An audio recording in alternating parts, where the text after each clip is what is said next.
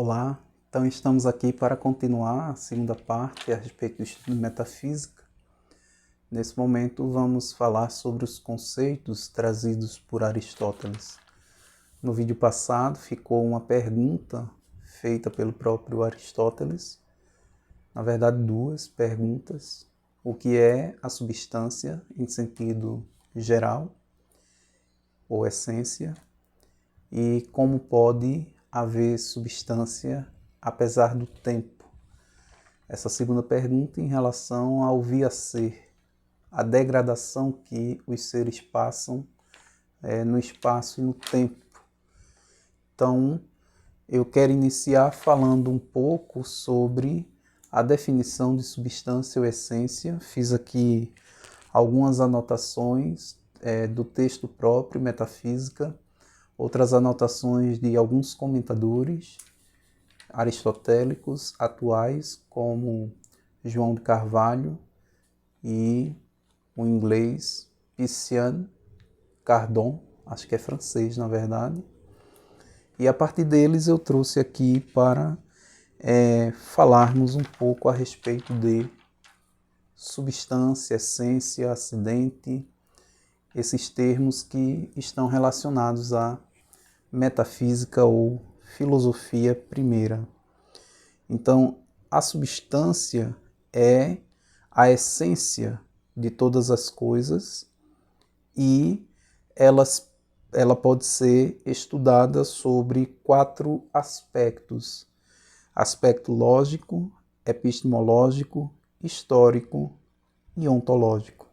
Então, toda substância ela pode, do ponto de vista aristotélico, ser vista sob estes enfoques: lógico, porque a lógica aristotélica leva ao conhecimento daquilo que é um argumento válido e daquilo que é um argumento inválido, a partir de proposições que são feitas. A partir daí, tanto da forma de indução como da forma de dedução, é possível fazer com que a razão chegue a conceitos universais. Todos têm um conceito universal de homem. Embora quando se fale homem, nós imaginemos o indivíduo como se não houvesse uma entidade, uma essência própria para imaginar o que seja o sujeito homem, a razão é capaz de chegar ao conhecimento de homem enquanto humanidade. Embora na imaginação ou nós pensemos no indivíduo ou nós pensemos na coletividade, individualizando ou generalizando, mas é possível compreender que o homem, por exemplo, tem uma essência que o diferencia de qualquer outra coisa, de uma árvore, do sol, do mar, da cadeira, da mesa, etc. Então, que está para além da constituição da sua matéria, que está para além da sua forma. Ou, se não estiver além de ambas, está relacionada a elas. Então, a substância é aquilo que tem de essencial em cada ser, e esse essencial serve para distinguir um ser do outro. Desse ponto de vista, a metafísica não aceita que uma coisa seja ao mesmo tempo uma e outra. Para darmos aqui um exemplo, Parmênides ele falava que um ser ele não pode ser ao mesmo tempo, em relação às mesmas categorias e propriedades, ser e não ser. Ou ele é, ou ele não é. Não é possível unirmos as duas coisas em uma só realidade, porque além de serem opostas e contraditórias, ferem o pensamento lógico. Então Aristóteles, ele, para falar de algumas categorias, como a questão da ação e da passividade, que são categorias do ser, das quais daqui a pouco falaremos, ele se utiliza dessa questão lógica, do princípio partindo de uma proposição, chegando a uma conclusão e analisando a sua validade. No sentido epistemológico, é porque Existe toda uma teoria do conhecimento, que é advinda da metafísica. A metafísica, ela parte da proposição de que é possível conhecer e que, se é possível conhecer, o conhecimento ele tem um passo a passo a ser seguido para ser construído de maneira verdadeira, e não só de maneira verdadeira, mas de maneira universal. Então, é nesse sentido que, epistemologicamente, a substância ela pode ser estudada. Embora em outro vídeo eu vá falar sobre as críticas que a metafísica sofre em relação a isso e justificar o porquê de nós termos hoje uma ciência chamada teoria do conhecimento ou epistemologia. Em sentido histórico, porque a substância ou o ser pode ser estudado desde o seu princípio, desde a sua causa, e a partir de então observar se houve ou não movimento no sentido de modificação do vir a ser, e no sentido ontológico. Esse é o sentido mais complexo e próprio da metafísica, e que alguns filósofos consideram impossível chegar a esse conhecimento, que é entender a realidade essencial de cada coisa existente e não só compreender a partir de sua finalidade, mas a partir da sua essência própria, o seu modo de ser e de existir no mundo. Então, a substância ela pode ser analisada sobre essas 4 perspectivas, embora não tenha sido Aristóteles quem fez, mas os seus comentadores assim compreendem a partir das explicações que Aristóteles deu. Então fica a pergunta, o que é a substância em geral?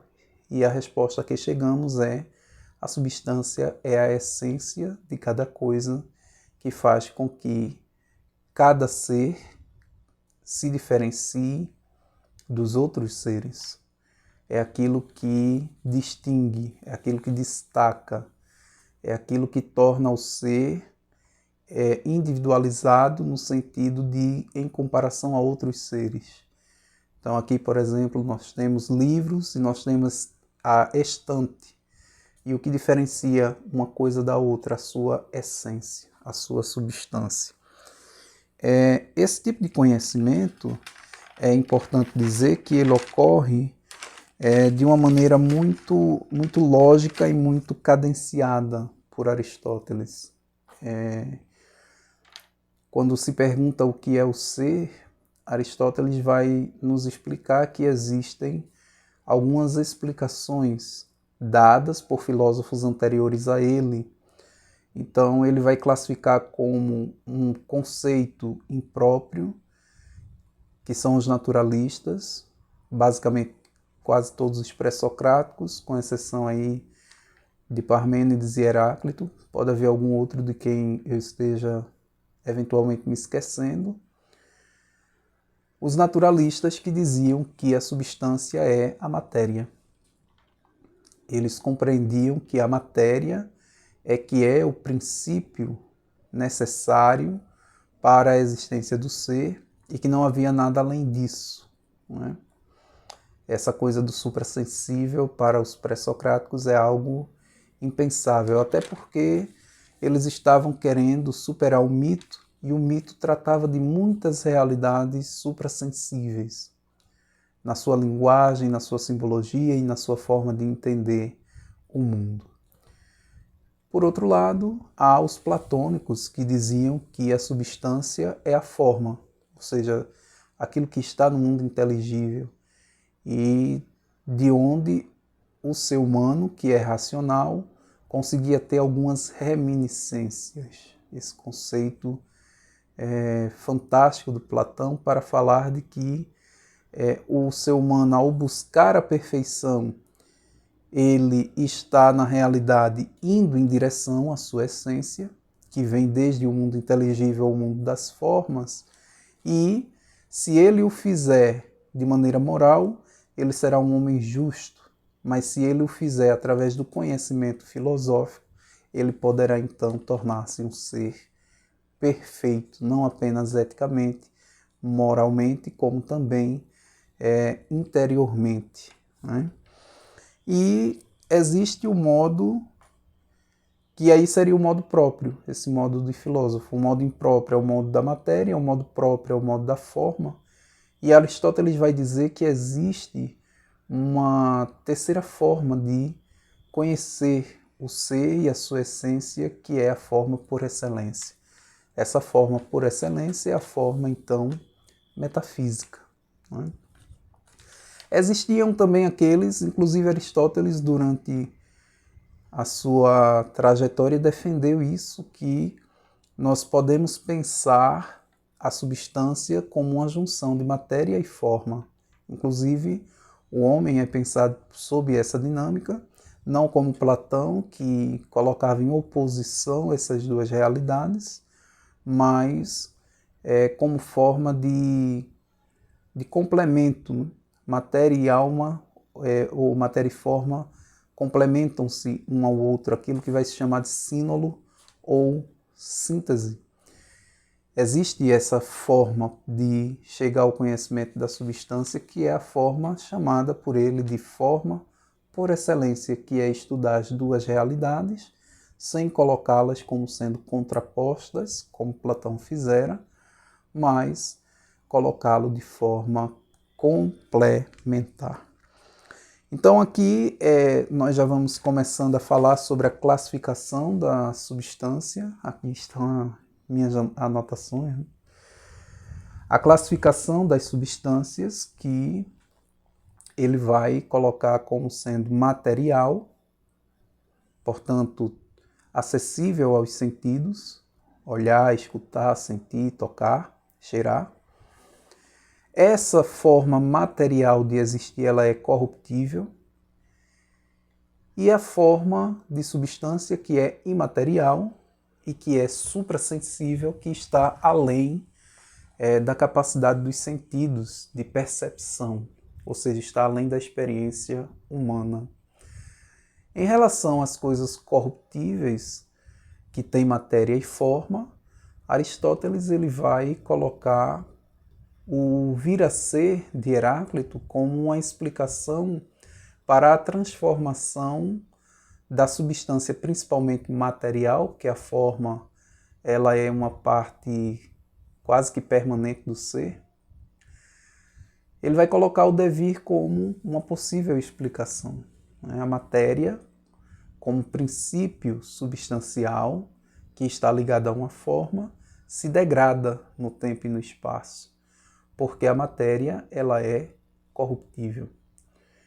E ela é corruptível devido às categorias do ser que são apresentadas por ele, e dentre elas aparece a qualidade, aparece o lugar e aparece o tempo.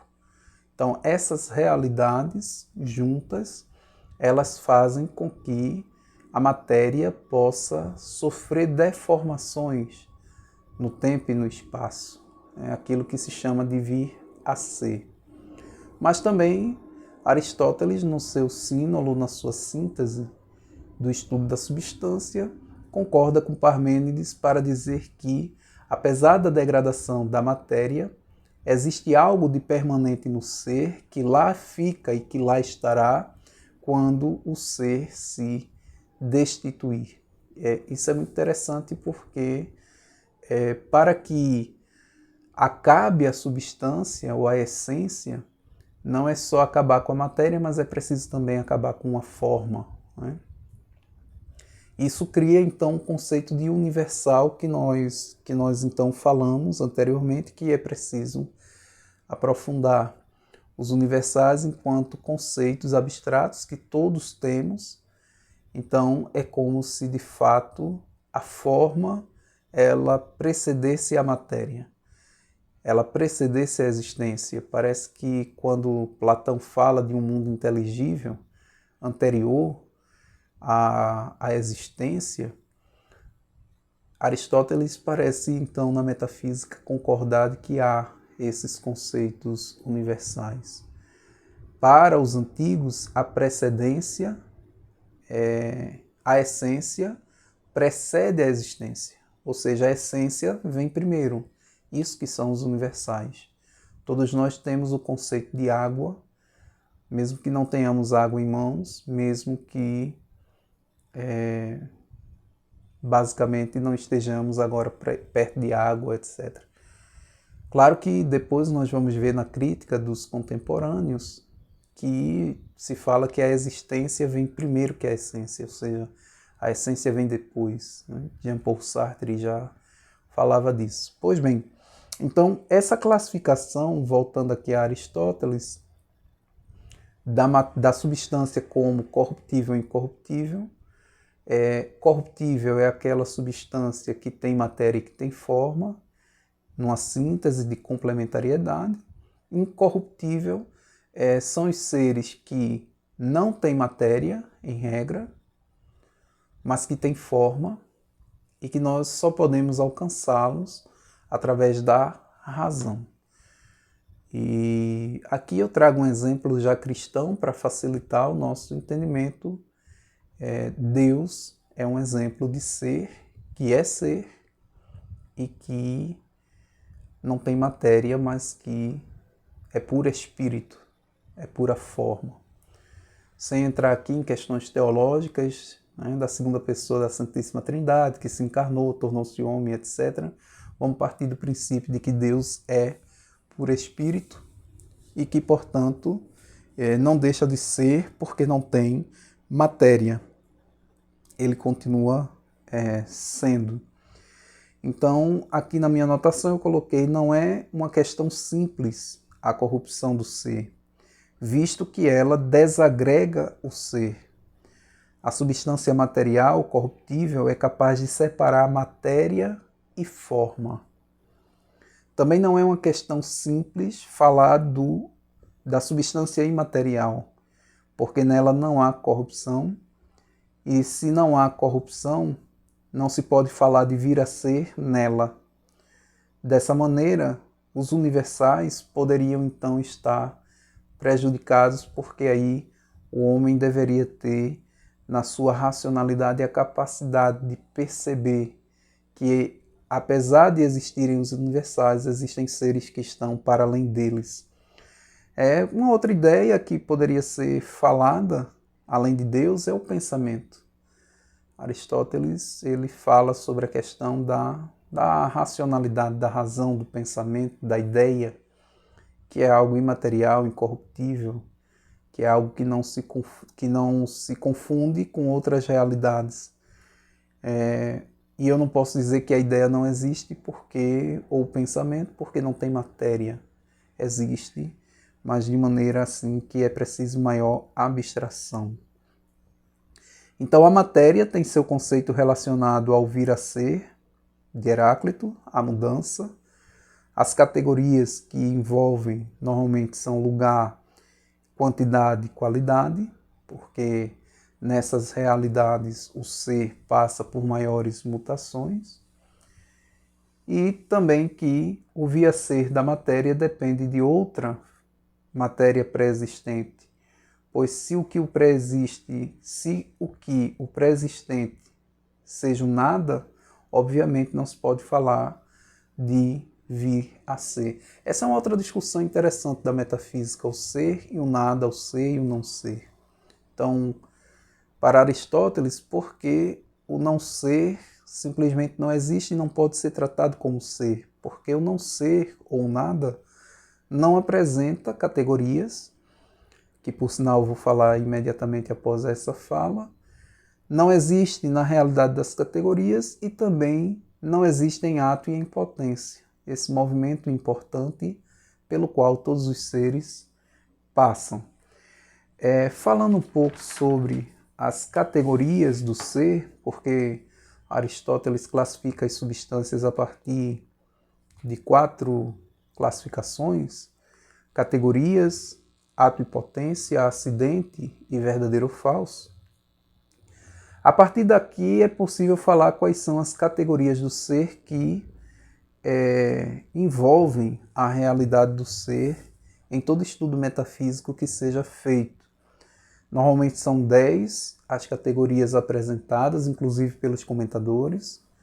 Reale, por exemplo, apresenta 10 categorias, Mas no livro Metafísica, Aristóteles fala muito mais de 8 categorias, e as outras 2 parecem ter sido colocadas ali por alguma questão histórica que desconheço. Apesar de que Will Durant, que é um historiador da filosofia, ele fala que queria se fazer aí algo pitagórico. O número 10 tinha significações pitagóricas. Mas é algo que eu não vi muita consistência no que foi falado. E quem sou eu para dizer que está errado? Simplesmente não considero como um conhecimento a ser importante, né? As 10 categorias são quantidade, qualidade, relação, lugar, tempo, estado, circunstância, e as 2 últimas, ação ou passividade. Dessas categorias todas, a substância ou a essência, que é a primeira, ela é autônoma. Ela existe independente das outras. Todas as outras só existem se existir a essência, se existir a substância. Sem isso, todas as outras categorias, elas não existiriam em si mesmas. Então, quando nós pensamos o ser, necessariamente nós pensamos quantidade. 1, 2, 3, 4, 5. Né? Falando aqui um exemplo, Jesus Cristo tem 2 naturezas, natureza humana e natureza divina, numa união hipostática. Quer dizer, a quantidade faz parte do ser, faz parte da substância, faz parte da essência. A qualidade aqui referindo-se no termo aristotélico, de existente, não existente, se a coisa está em bom estado, péssimo estado, se está no início, no meio, no fim, se é novo, maduro, velho. Então, a qualidade nesse sentido de observar o ser enquanto movimento. Claro, quando se trata de um ser que não depende do via-ser, como é a questão Deus, as qualidades elas serão chamadas de atributos, porque deixarão de ser meras qualidades acidentais e passarão a ser parte da essência. Então, onipresença, onipotência, onisciência são realidades de Deus. Nós não podemos chamar de qualidades, mas sim de atributos. Qualidade aqui é falando de coisas que passam por essa transitoriedade. Relação, todo ser só é ser quando comparado com outros seres. Nenhum ser é ser isolado ou sozinho, mas é um ser junto com outros seres. E nesse sentido, a sua finalidade, ou seja, a sua teleologia, tem a ver com outros seres para que esse ser complete a sua finalidade de existir. Então, por exemplo, o rio, ele só é rio porque tem relação com as suas margens. Sem as margens, o rio não seria rio, né? Seria mar, seria poça d'água, seria qualquer outra coisa nesse sentido. Então, isso é relação, né? Quando nós falamos de livro, por exemplo, tem que ter relação com páginas. Sem isso, nós não podemos falar de livro. Quando nós falamos de cadeira, tem relação com assento, tem relação com